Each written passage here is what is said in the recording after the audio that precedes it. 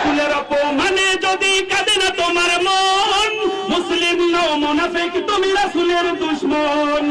আল্লাহ আল্লাহ যতই করো পাবে না কোনো দাম, আল্লাহ আল্লাহ যতই করো পাবে না কোনো দাম। মুসলিম ঘরে জন্ম তোমার ধর্ম দিন ইসলাম, তবুও কেন বন্ধু তোমার বিদেশের প্রতিদান।